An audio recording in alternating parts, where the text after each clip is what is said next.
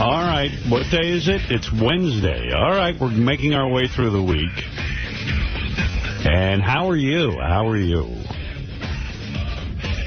Cupcake Wednesday. Cupcake Wednesday. I saw people lining up today. Yeah, I was just reading, I guess some people who are Republicans, you know, in the New York Post write a editorial, not an editorial, but like an op-ed piece, and they were talking about how Joe Biden makes more gaffes than Sarah Palin, that if Sarah Palin said the things Joe Biden said, they'd be all over her ass for it. I know, even she got off a quip on Joe Biden yesterday. She said, I think the next crisis in the Obama campaign is Joe Biden's next speech. Yeah. So, you know, I read this stuff. I read everything. You go back and forth, you know. It's like, well, it's been exciting. Yeah. They say here, the other day, I don't know. Yeah, I don't even want to get into it, but Biden says something like, about FDR. Did you read that one? No. Okay, wait, this is good. See, because Biden's like the older senator who's been around for a while, and he's a guy who you go, man, he's like really bright, and he's real. In fact, he should maybe even be president. And then you start reading about him, and you're like, I don't know. Knows what he's doing either. I think like Biden is off script a lot. He, you know, trusts what he thinks in his head. As a person who does that, I know. But, you know, he is a well-studied man. Yeah, I don't know. This makes him sound kind of dumb here. All right, read it to me. Okay, let me find it. See, I was too lazy to get a pen to circle something. So now I'm sounding less than professional. Sounding like Joe Biden. I read some other article while I'm looking for this that Bill O'Reilly signed a new 4-year contract with the Fox News Network to continue his television show. And now he's saying, I think I might have to give up the radio show because, you know, I'm just kind of working too many hours. But I wonder, is his radio show not doing well? Yeah, I mean, the radio show isn't setting the world on fire, I don't think. Doing radio is a lot harder than television, I can tell you. It's that special guy who can handle a radio show. And remember, the TV show is just an hour. Yeah. You can pack, you know, a lot into an hour. When you're stretching it out to 4 hours and asking people to stay with you, that's a tough call. Fuck it, I'll read it live. Yeah, where's that tape? I love that. You got that, Fred? You know what? I'll write it myself. I'll write it. I'll take it some time tonight and write it. I like when Bill O'Reilly explodes. What does he explode again about? They had written that coming up next or something. It was a sting outro for Current Affair or whatever that show was he was doing. Yeah. And he couldn't figure it out. But I got to find it. Oh, here we go. I found it. Okay, here we go. So this is Joe Biden says this. When the stock market crashed, Franklin D. Roosevelt got on the television and didn't just talk about the, you know, the princes of greed. He said, look, here's what happened. What really happened is Roosevelt wasn't president when the market crashed in 19... So anyway, so then the person writing this goes, look, first of all, Roosevelt wasn't president when the market crashed. Even I knew that. It was Hoover, right? It was Hoover. Right. And TV was in its infant stages, not available to the general public. At least he was a radio guy. Right, until at least 10 years later. Yeah, his fireside chats were on radio. Yeah, so he thought FDR was on TV. And he thought... So was Lincoln. Yeah, like he's just completely out of it. Did you see those Lincoln-Davis debates? Yeah, they were on TV, but very few people had televisions back then. Jefferson Davis, I thought, came off his race.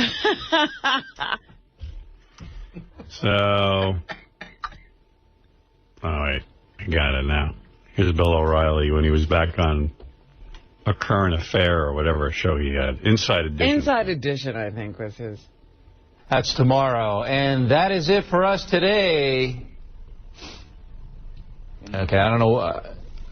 Whatever it is, it's not right on the teleprompter. I don't know what that is. I've never seen that. No, there is. We are going to do Sting, yeah. Okay, but now I can't read it. There's no words on it. Okay. I mean, sure. There's no words there. To play us out. What does that mean? To play us out. Sting is going to do. It's a video. Sting video. What is for credits? I don't know what that means. To play us out. What does that mean? To end the show? Yeah. Yeah. All right, go. In 5, 4, 3. That's tomorrow, and that is it. Okay. In 5, 4, 3.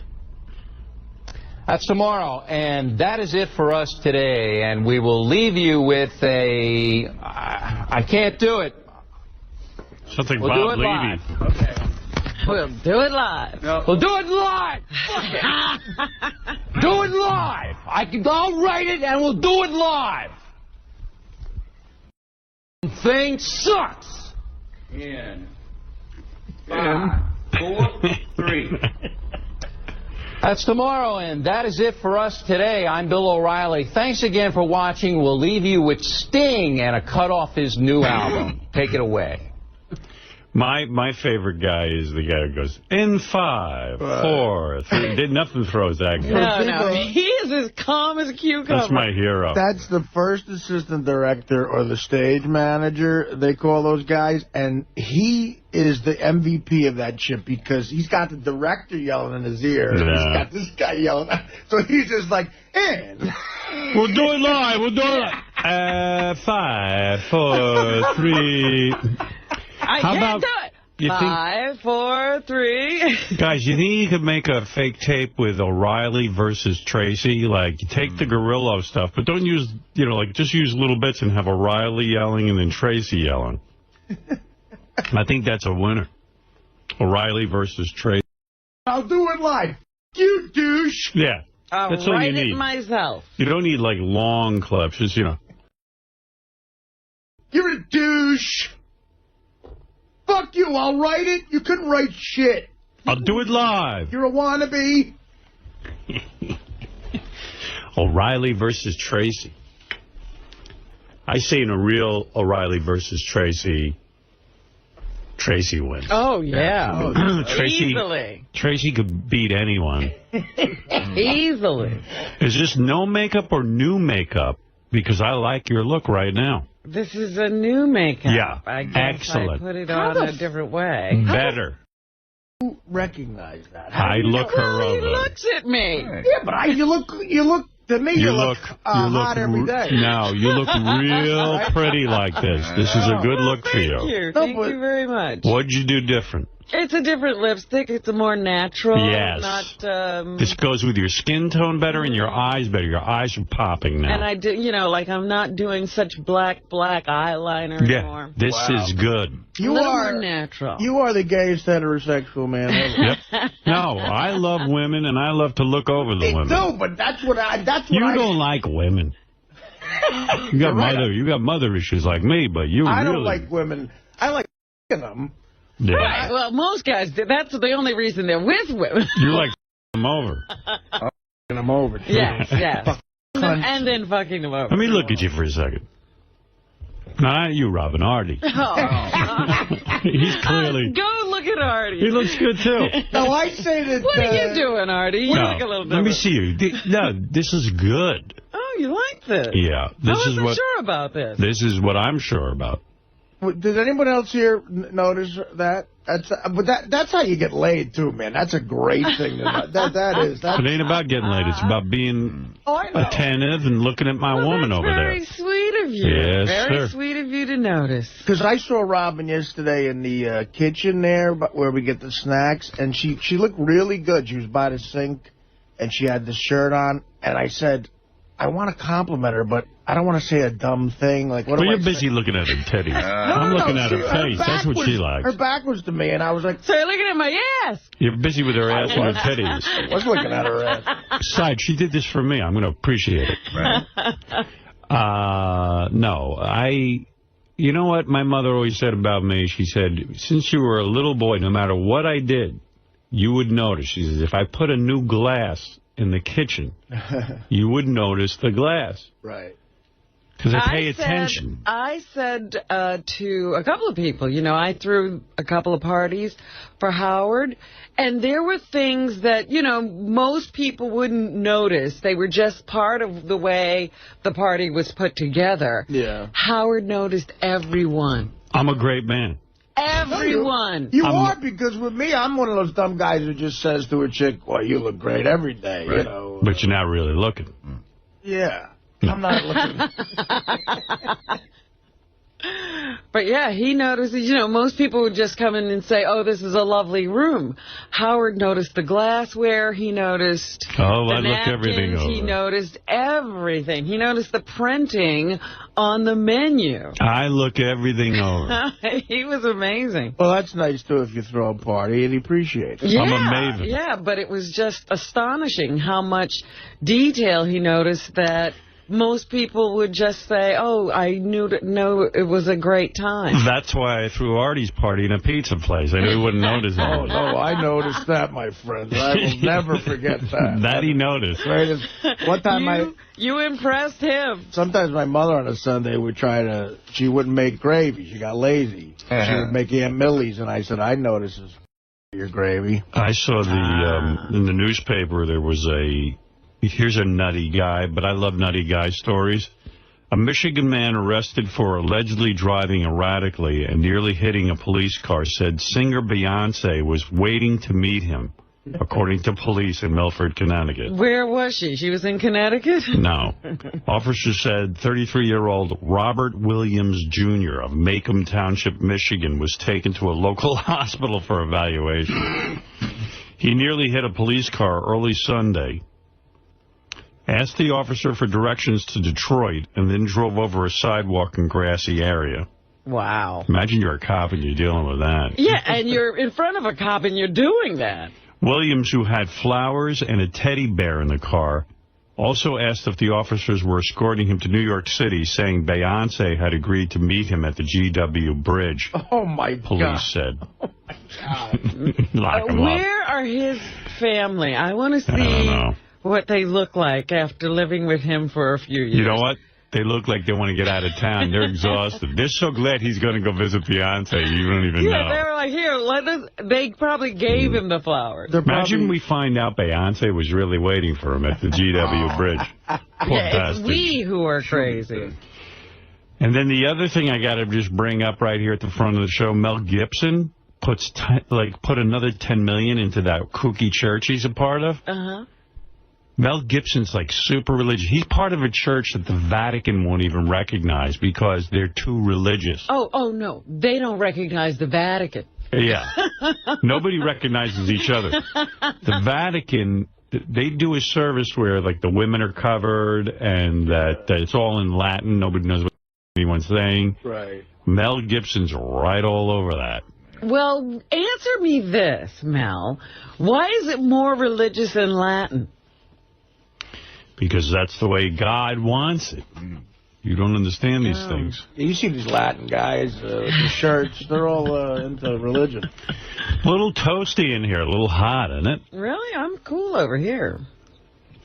Not me. Well, maybe I got all the air. But I'm not going to tell 𝗮𝗮 to change the temperature in here because if he changes it, I'll be too cold.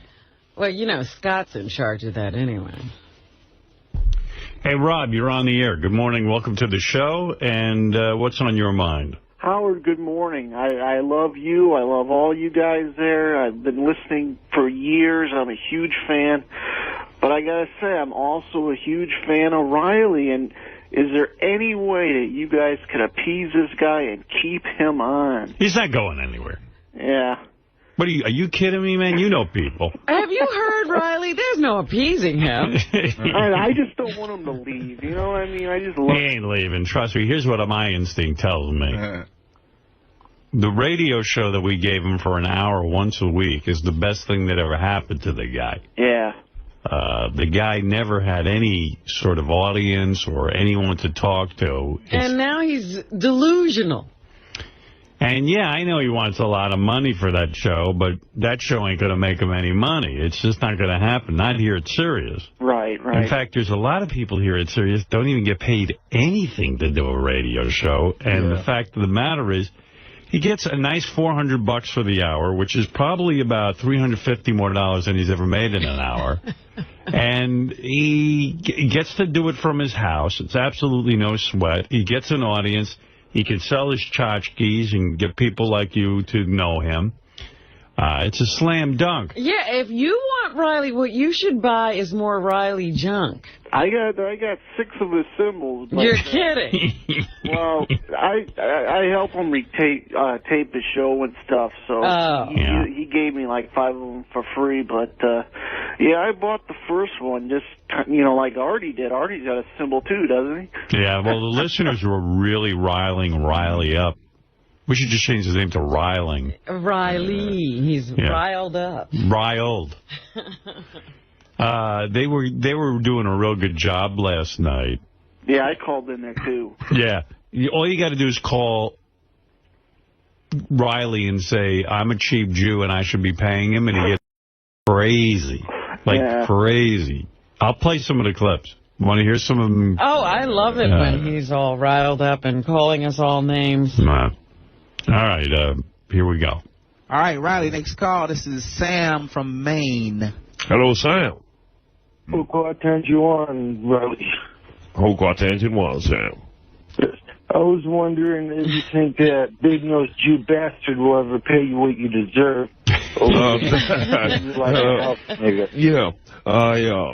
I doubt seriously if they will ever do the right thing.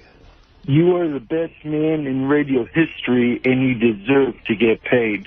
Well, thank you, my good man. He has that dog he spends millions on, and he tells people to adopt it. He spent thousands of dollars on his dog, and yet he still tells people to adopt. He could pay you money, Riley. Well, of course he could. If I had 1/100th of the interest on his money, I could live. And it would seem to me that it is in the hands of the listeners, people, regardless of what you feel of me. Let your feelings be known to these people. Maybe they'll squeeze out a couple more bucks. But I've been here. Any job you go on, if you do well, within 2.5 to 3 years, you probably would have gotten a raise. You see what I mean? But, of course, I do not personally have the power to move them. But those subscribers can, and I must put it in your hands. Thank you, sir, for your sentiments. A rather calm Riley. It's all good. It's all good, Riley. Calm Riley, riled up Riley. My good man. Yeah. That whole William Shatner was interviewed. Someone sent me this off the internet. He's now spoken out about George Takei. Oh, really? It's so great. Finally gotten to him? Yeah. He finally. I don't even know this man. What's his problem? But William Shatner does he does a lot of ahhing and humming. Yeah, and Dan the Song Parody Man actually compared Riley's ahs with William Shatner's ahs. Let me see if I can find that. This is a study. It's sort of, yeah. Let's see.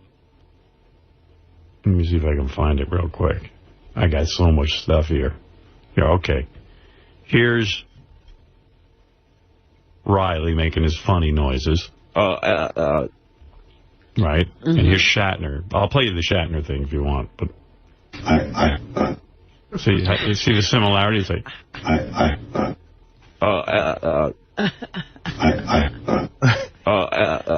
and then here's Riley.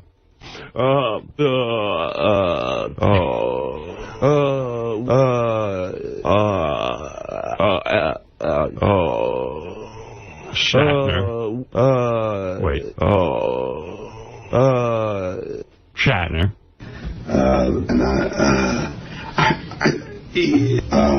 I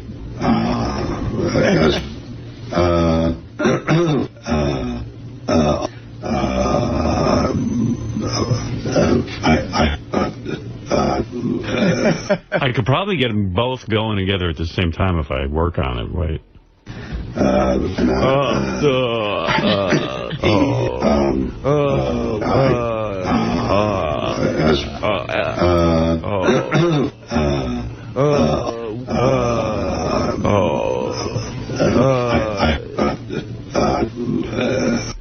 You got to hear this rap. This is Shatner talking about George Takei. Some woman gets him in an interview situation, and he's pretty obsessed with it. George Takei just got married, and apparently... And I like how he doesn't even correct her on the name or anything. It's great. He made a point of not inviting you. How do you feel about that? Well, the whole thing makes me feel badly. The poor man. There's such a sickness there. It's so patently obvious that there is a psychosis there. I don't know what his original thing about me was. I have no idea. Now, I didn't read his book that was printed many years ago, but apparently I didn't let somebody have a close-up. I literally don't know him. I didn't know him very well on the series. He'd come in for a day or two. Which is a great little knock, He'd come in for a day or two. Yeah, right. Based on his character. He doesn't really know. They never really worked together. No. He was like a day player. Yeah. He was an extra. I wouldn't recognize him. Is he in the room? As evidenced by the part he played, and then on the movies, there occasionally. I didn't know the man. But he's continued to speak badly about me for all these years. Now, I love Bill because there's such arrogance in this. Yeah. It's like, I don't even know him, and well, you'll hear. Obviously hiding his homosexuality. Talk about festering and not living the truth of your life and feeling badly about yourself and being fearful that somebody will find out this terrible, terrible secret. So he thought. Finally, at the age of, I think, 70, he decides to come out of the closet and say, I'm gay. Like, who cares? Be gay, don't be gay. That's up to you, George. You'd think there would be an epiphany at some point where you say, where George might have said, poor Bill Shatner. He is such a lonely, desperate, unhappy man that he did all these terrible things to me, which I can't remember. I presume he can remember all these terrible things that I must have done when I said hello or something to him. But you'd think he'd have this epiphany and say, yeah, I hope that, because he and I don't have many years left in this world. I wish him well. I'm so happy that I wish him well.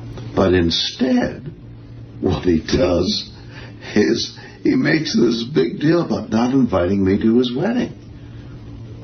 Well, if I was such a terrible force in his life, even 40-some-odd years later, because I haven't seen him, that I affect his marriage, where he has to isolate it and say, what kind of sickness is going on? And there must be something else inside George that is festering and makes him so unhappy that he takes it out on me,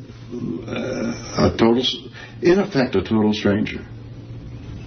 Well, it's possible that he just wanted to invite just the intimate people in his life. But why would he go out of his way to denigrate me? It has been and will be a mystery. That's right, and it's sad that the man can't find enough peace in his life to either say, be positive and say, I forgive him for whatever those hurts were, or to shut up about it.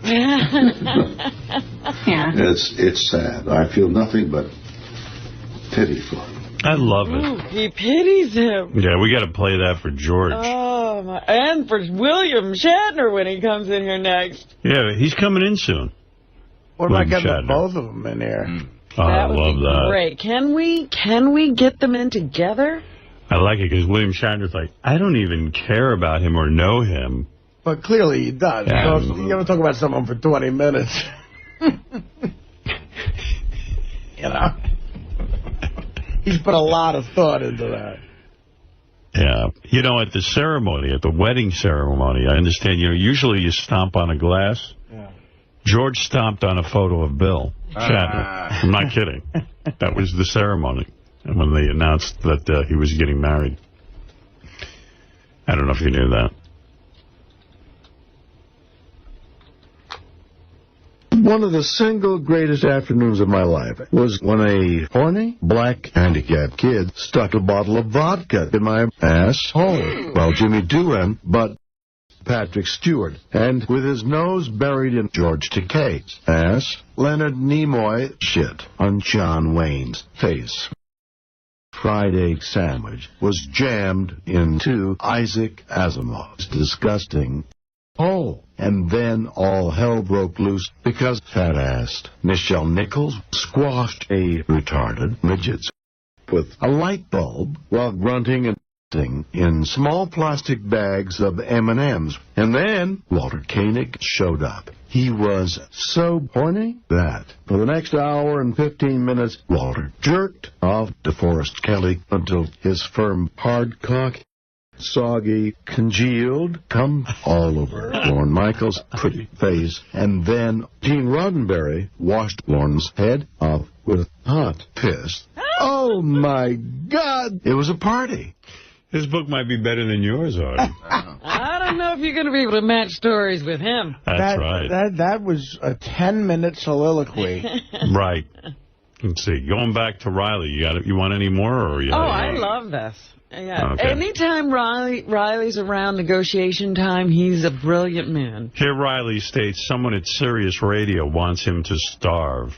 All right, Riley, next call. This is John from Long Island. Hello, John. Riley, what's up, buddy? Not much, John. How you doing? What is this stuff, man? They want you to play Deal or No Deal for your new contract?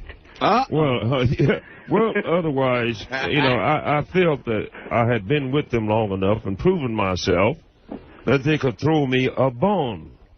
They are hiring people all the time. One man they recently hired, they gave him $3 million a year. And I really don't know the gentleman. I'm sure he's a nice person. Nonetheless, with me, they're not giving me a dime. And this is Never occurs to Riley that Chris Russo might actually have an audience and more talent than him. As far as that's why I said he's delusional, because he thinks he's right up there. Yeah, well, Chris Russo, actually was on terrestrial radio and had a big audience and proved himself as a broadcaster for many years and went around the country and developed an act. None of that stuff matters. No. Now we're all at Sirius, and Riley's on a par with everyone else. Also, Russo was wanted by several other entities, so he can, negotiate. I, sir, am wanted by entities extraterrestrially, of course. The Screed have offered me an exclusive deal. I don't know why he doesn't go work for the Screed. Somebody up there do not want me to succeed. They want me to starve, even though they won't outright fire me because I'm too valuable to them. You see what I mean? Oh, I know that, man. Hey, don't play that suitcase game. You know they ain't going to have more than $31 in any one of them. Yeah, that's right. Listen. All right, Riley. Here, yet another one of our fans tries to call Riley up and get him riled. Riley, next call. Rob in Indiana. Hello, Rob. Riley, what's up, buddy? How you doing, Rob? Not bad.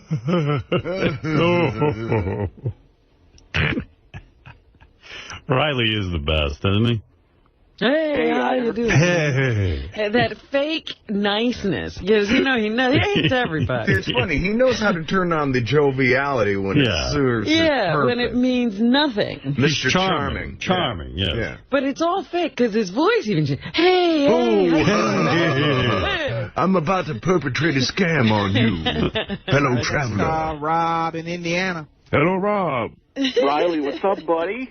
How you doing, Rob? Not bad. Hey, I heard you on Howard this morning, and I was just disgusted.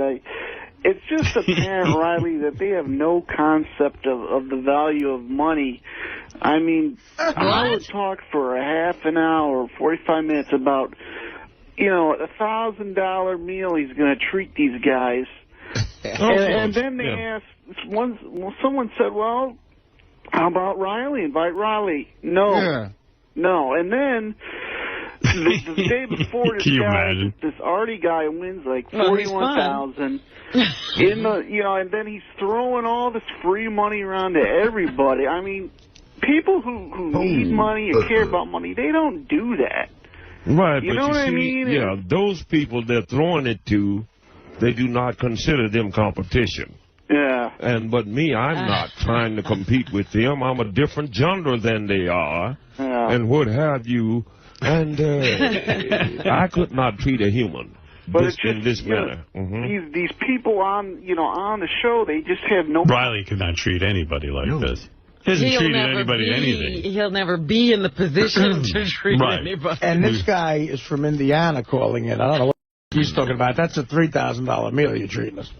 Concept of money that this Robin, she's going on vacations every 3 or 4 weeks. Rome, Spain, Italy, whatever. Same with Howard. Robert, they would give me another hour or two on the air. I could live. They won't even do that. But I mean, Howard talks. Well, Sirius doesn't have the money. Well, fine. Howard has money. Cut the guy a check once in a while. It's not going to hurt. You just made $500 million. I'm sure another 50 or 100 a week is not going to break your back, Howard. Of course it would not.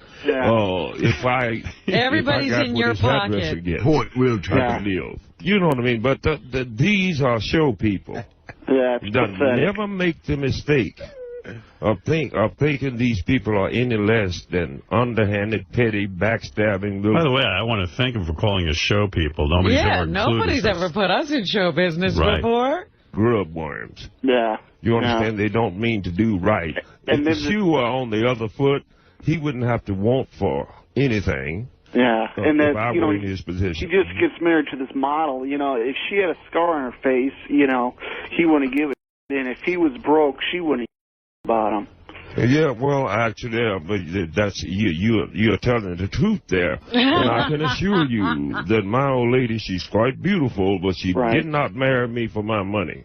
Yeah, she's not a gold digger, Yeah. It's just pathetic and sad. And, and then they said, well, he's going to work for us anyway, without a raise. Oh, they know where they've got me. Yeah, that is no reason. That is no reason to remain inhuman. Yeah. Oh, have you got a question for me? Yeah, Riley, I do. Yeah. I'm sorry about that. I always get angry about that.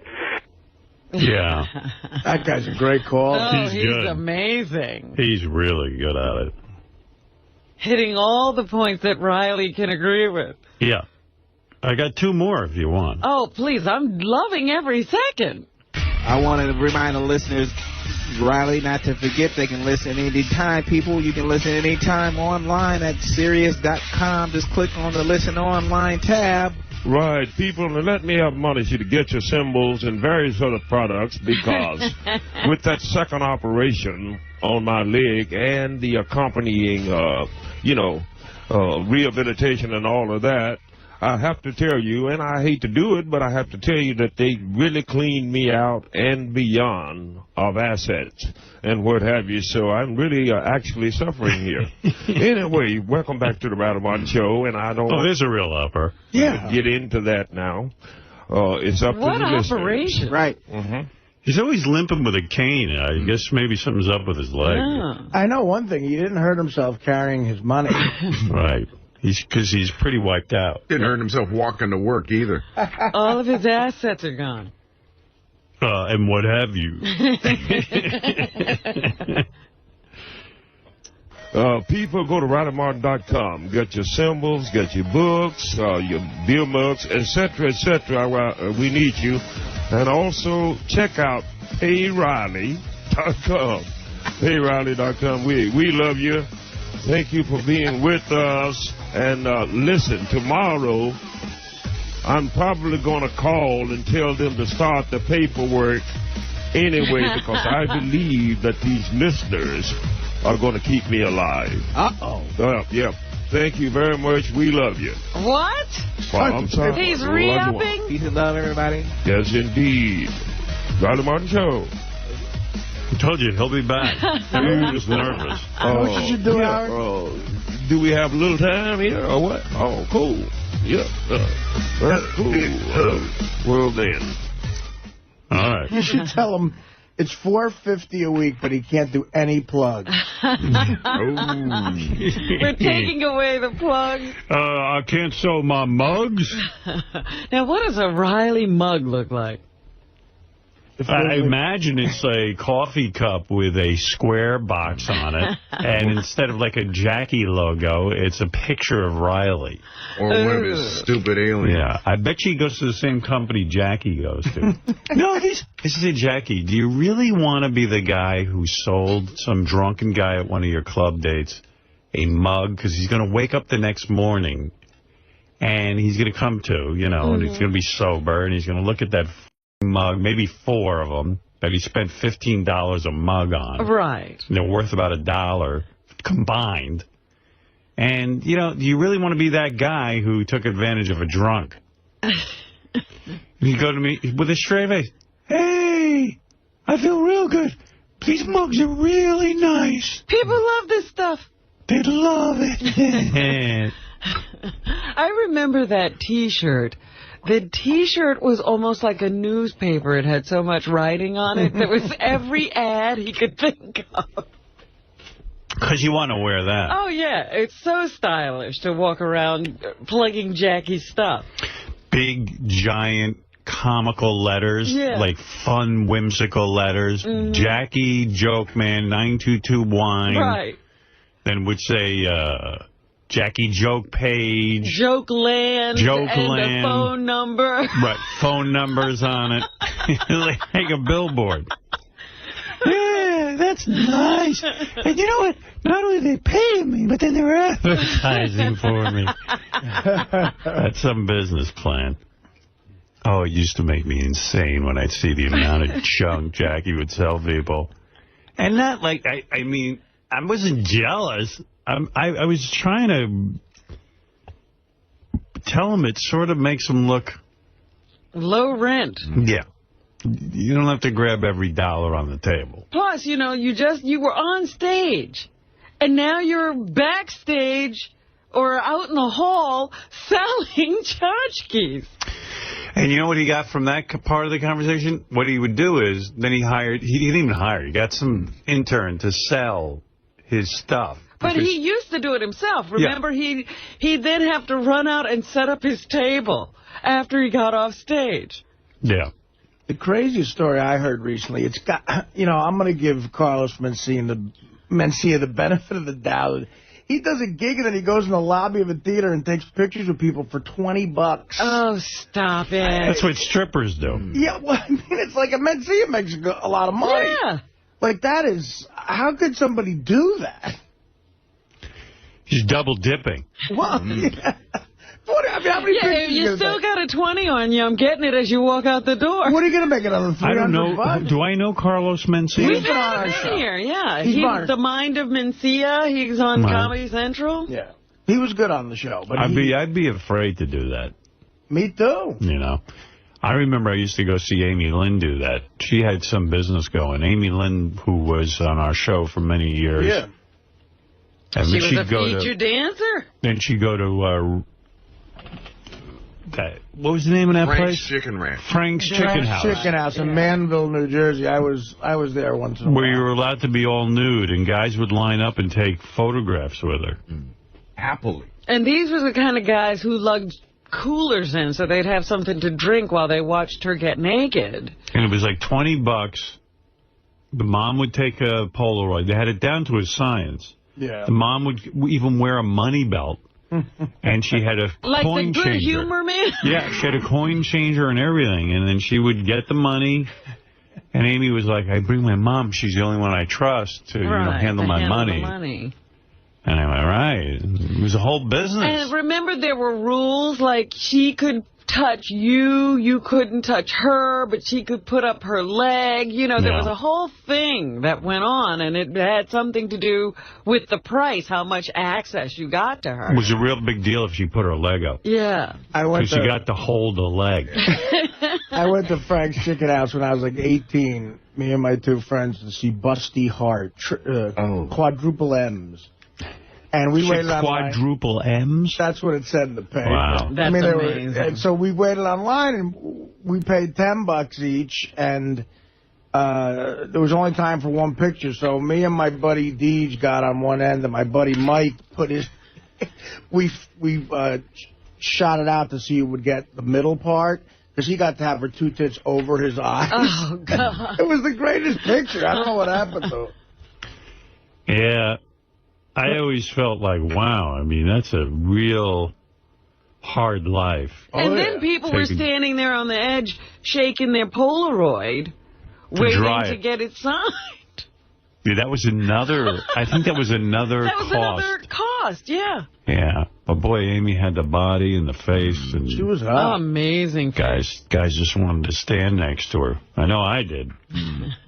You were one of the lucky ones who got not to do, have it without paying. Well, you want to know something? I wasn't better than any other dude, because what I would do is, rather than go to Frank's Chicken House and, pay her to take a picture with her, I would go do the back of Private Parts or something, my book, and then be taking pictures with her all day. Right. Oh, that's Amy on the back?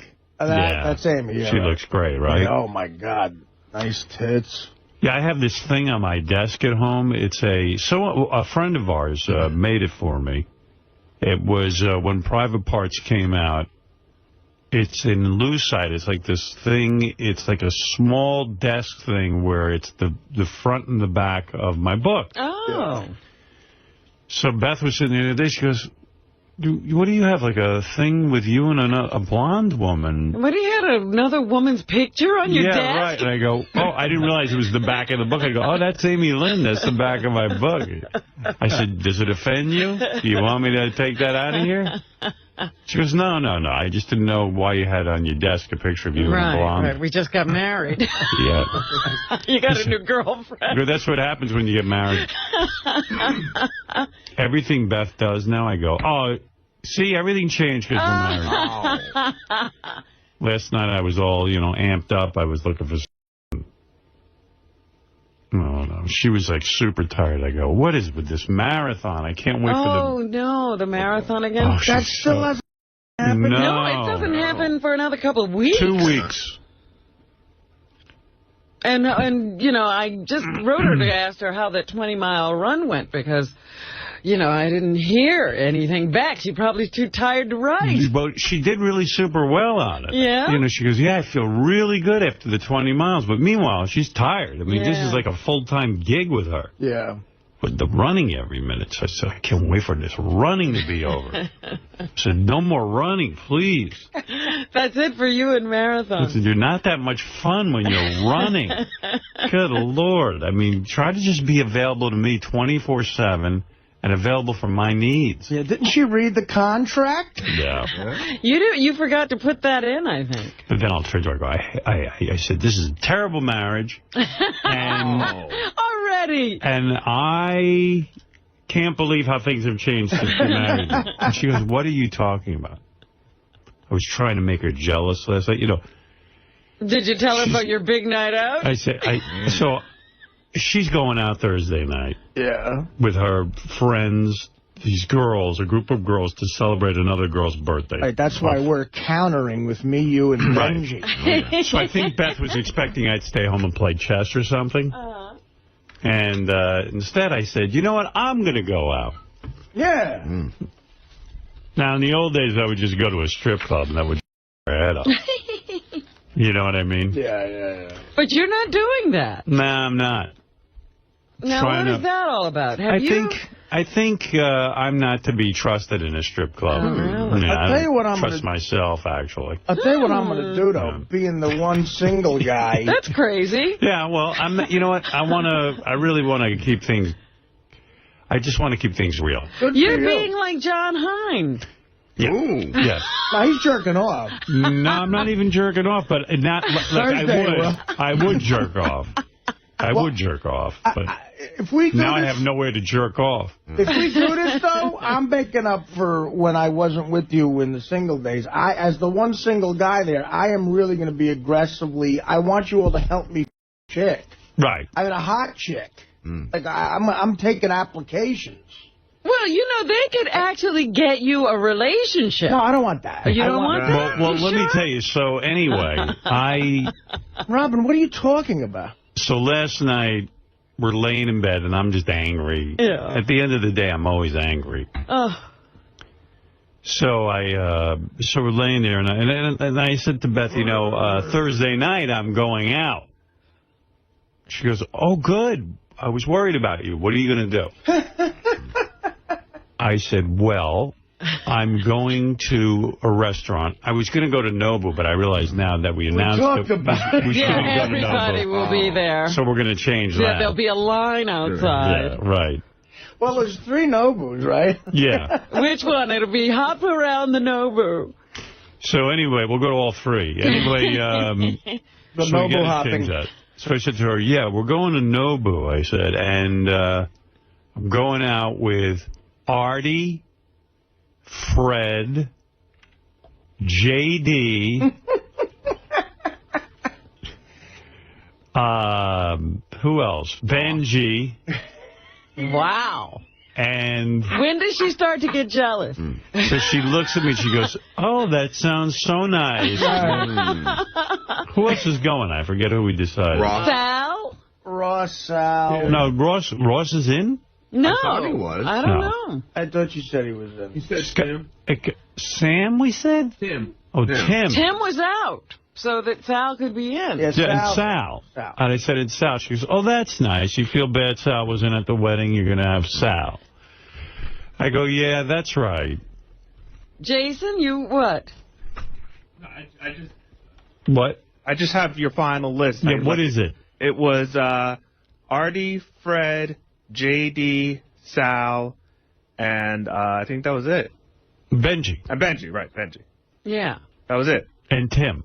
No, Tim was out. You sure? took him out. Tim's doing Superfan Roundtable. He can't call. Oh, he can't? Okay. Right, and you said it was like 7 guys, right?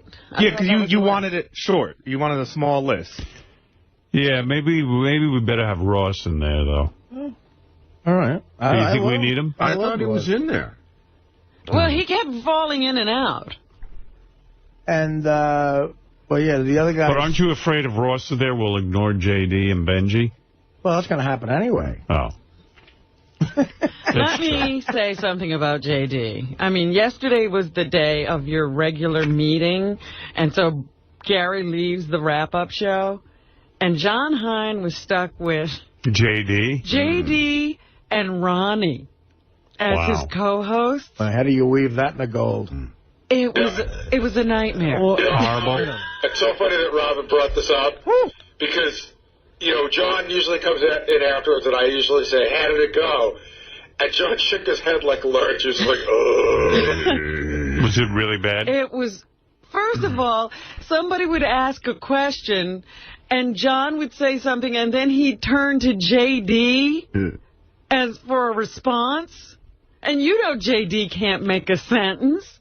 And so you'd get a J.D. answer, and then he'd have to look over to Ronnie. Ooh, that's tough. Can you imagine? That's your show? 2 guys with incredible personalities. And then they started fighting like 2 10-year-olds, J.D. and Ronnie. And Ronnie stalks out of the room. Wow. you know what? And John had to keep breaking it up. All right, guys, enough of that. I want to get to a few more callers. What were they fighting about? J.D. and Ronnie can't stand each other. Wow. I want to hear it. Sounds good. It was hysterical. Yeah, it sounds good. So anyway, I felt for John. Let me see if I can get some clips of that. But then so I said that to Beth, and I could see that didn't get a rise out of her. So I said, she's like a big Rosie O'Donnell fan, you know? So I go, you know what I'm doing Thursday night? I'm going to Nobu with Rosie O'Donnell. She goes, what? I go, yeah. She goes, well, you just said you're going out with the guys. I go, no, I'm switching it. She goes, what are you doing? I said, I don't know, I'm aggravated. Well, I'm just aggravated. Well, you should tell her you're going with Rosie Perez. Or a hot chick. No, Rosie O'Donnell would make her more jealous. Really? Yeah. She goes, well, what? She was just confused, like, what was I trying to do? Wait a minute, 1 minute you're with the guys and now you're with Rosie? She goes, what's going on here? I go, I don't know. I can't make my mind up what I want to do on Thursday. I have so much to do. I want to do something that aggravates you. I'm going to Nobu with Rosie O'Donnell and Gwyneth Paltrow. Right. That would really get her. I'm having a girls' night out, too. And Marchesa. A-Rod, Marchesa. And Ingrid. Ingrid and Marchesa and... and Rosie. And A-Rod and Ingrid. And Derek Jeter. So anyway, so she was just like, I don't know what you're talking about. I said, don't worry, I'm going to dinner with the boys. Taking some guys out to dinner who work with me. And that was that. But I never have anything good going on when she has something good going on. Well, see, what you have to do is get the something good going on first. Yeah. Then it becomes a competition. Now she's got a match. But you can't match at a late date. Match? I got nothing going on. Well, you could come with me. I'm sitting eating with Benji. Speaking of great guys' nights out, now we have to talk about the Playboy Mansion a little bit more, because I got the greatest email ever. Which was? All right. Gary gets an email from John Stamos. He says, tell Artie I'm going to the Playboy Mansion. I'll be with Gary Marshall. I'll keep an eye on him if he wants. So, forget it. John can't help you. No, but listen, but here's one thing. John's going to be busy with chicks. Well, I know. He's not going to be looking at you. There'll be a gaggle of broads around him, so, I mean, I'll get hit with some pussy.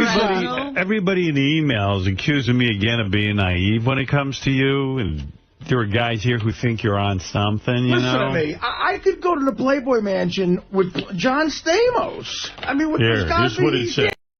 Chicks in one night. Maybe you can. I don't know. There's a couple of people around me who are telling me I'm naive. Yes, you are. That Artie is, in big trouble. Listen to this. Here's an email. Please step in to intervene before Artie completely melts down and winds up in jail, rehab, or the morgue. With his billboard in Times Square promoting his first book as testament to his success, he has increasingly embraced self-destructive behaviors like excessive gambling and blowjobs from hookers in the back of limos. While it is fascinating radio, it is obviously an attempt to sabotage his own stability. We have seen this many times before with the coke binge at the start of Mad TV and Dirty Work, his excessive eating and drinking after landing his dream job on your show, and his heroin use to sink his relationship with Dana. Please urge him to follow the advice of his therapist before we see Artie's mugshot on TMZ. You think he's on something, right? I don't know. Everybody, the whole rap is that Artie was so emotionally high the other day, but I haven't seen any of the lows. You know what I mean? In other words, he hasn't fallen asleep. They could be happening off the air. Yeah, but it happened on the air when it was happening. Yeah, I'm sleeping off the air. The thing I think about Artie is that Artie's been coming in and his hair is combed every morning, and he generally shaves, which was not going on that entire period when he was out. Well, one thing I have noticed, he's almost chasing, he and Benji now are on the same schedule. And some days they burst through the door too. Well, yesterday we were I was around. It's like a team of superheroes walking in. But I want to ask Artie a question, because Artie wasn't at our meeting. Yeah. Artie's name came in the meeting here, so you weren't there. Oh, that's so nice. We have some sort of show that has I hate it when my name comes up. We have some sort of client that's coming on that has something to do with the truth or polygraph. So we were talking about different polygraph ideas, and somebody came up, would you take a polygraph whether you're on drugs or not? Yeah, sure. You would? Yeah. I said you wouldn't. Yeah, I would. I mean, I'm not on drugs. Listen, why would I start lying to you guys right now? I mean, you know. Stop it, Artie. You lie to us right now all the time. Well, what are the consequences? What do I get if I win? See, you're ruining the bit. You want to do it. No, I do. Yeah, I would do it. Yeah, our first choice. You get heroin if you Just pay. not getting my... All right. You're just not getting my hair, because that goes way back. I don't want you to tell me, like, a joint I smoked at a Rush concert in 1982. Are there drugs you don't want us to know about? Yeah. You know, our first choice won't do it, Howard. The polygraph thing. What is it? Our first choice was Sal's wife. We wanted to ask questions about the emotional friend. Emotional friend. Yeah, she won't do it. Not for money? Nope. Wow. No, 5,000 wasn't enough. What does that tell you? We know the question, right? Is the question... Question is, did you cheat on Sal? Of course. Did you sleep with the guy, the emotional friend? And she won't take $5,000. No.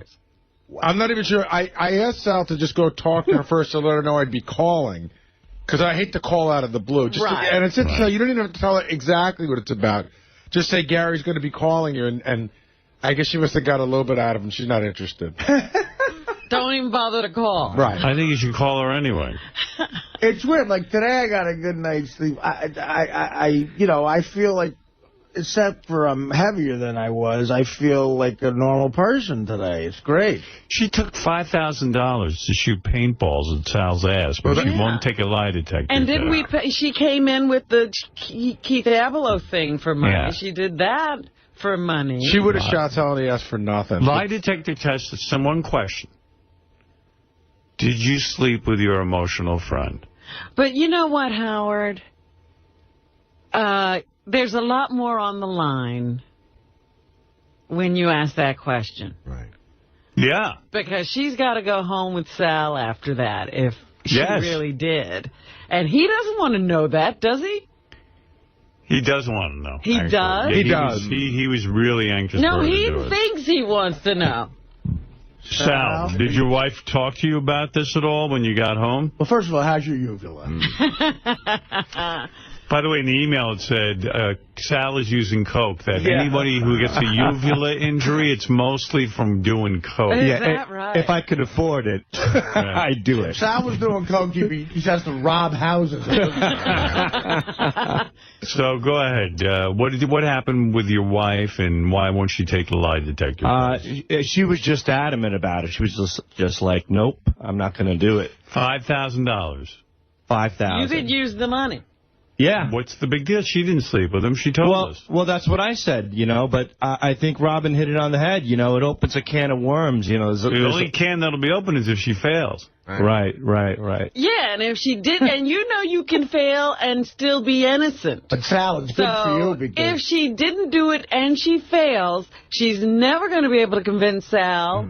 Well, she's telling the truth. Are lie detector tests admissible in a divorce trial? No. Not even in a divorce trial? Anywhere. I thought just in a criminal trial. But you see, Dominic says, who's been doing this forever, he goes, with a pointed question, it's always right. He says, did you do this or did you not do this? When you get in we would do this off the air. In other words, a real lie detector situation. Where she'd sit down and the result would be read on the air. Mm-hmm. Where it'd be one question.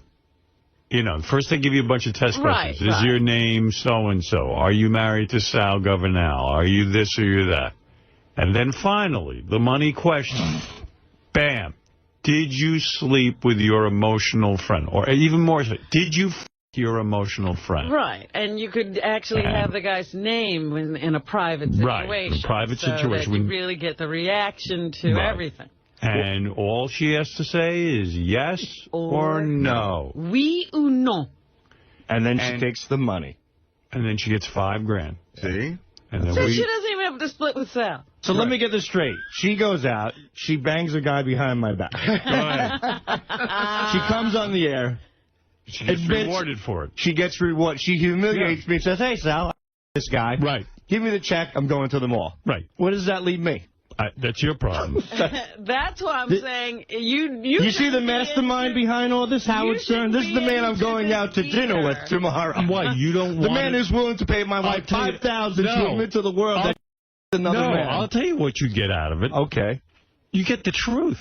But the truth is Don't you want it? No, I don't. You don't want to know. Well, what if we do the test and never tell him? I'd want to know if Beth some guy. No, you wouldn't. Well, sure I would. No, you wouldn't. You would hope against hope that it never happens. Man. And if you did know, you could never forgive her. Right. Even though you love her.